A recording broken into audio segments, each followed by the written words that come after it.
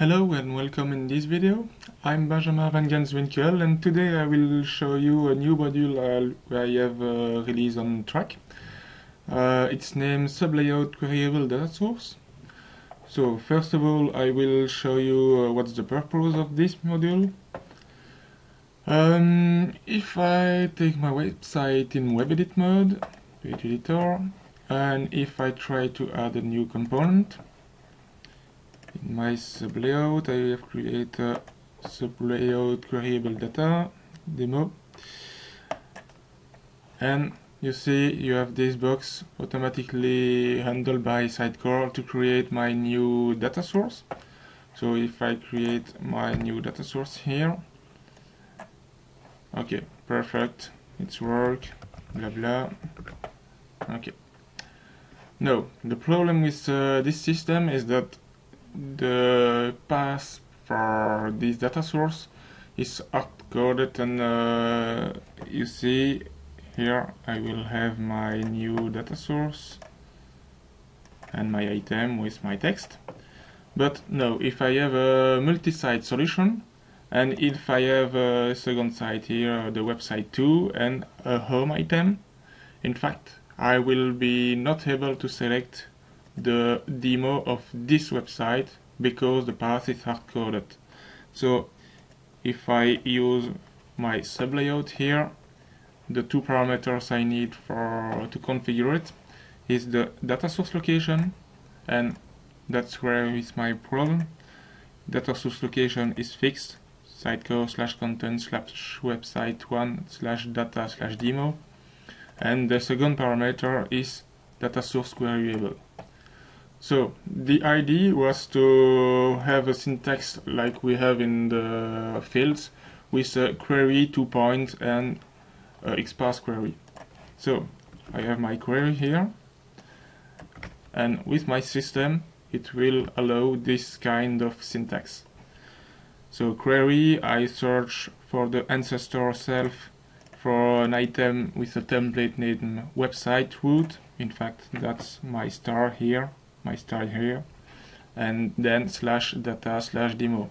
So when I will be on my home item, and you will retrieve the website here, and then data demo.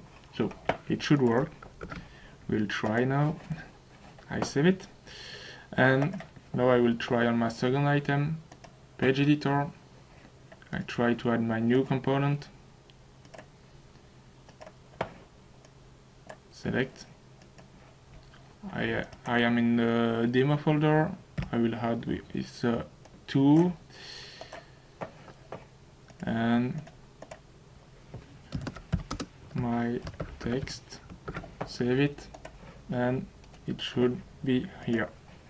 Okay, it worked. I will try on my second website, and page editor, component, add, and you see I'm in the first folder.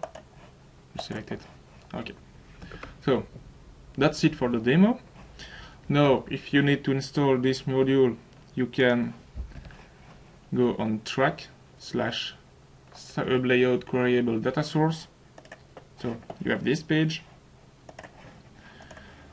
You just need to download the package here and then install it in the usual way of Sitecore demo installation wizard.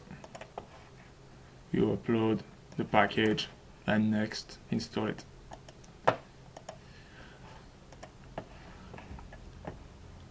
Okay, the last thing I will show you is how I have programmed this part.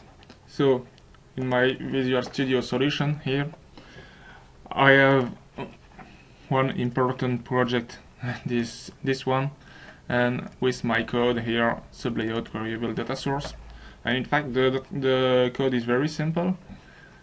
Here I take the data source location, so that's the field of my sublayout. I check if the text starts with query 2-point, and if yes, here I remove first the query 2-point and then select a single item depend on this this text, sorry. Retrieve the item and add it in the data source item.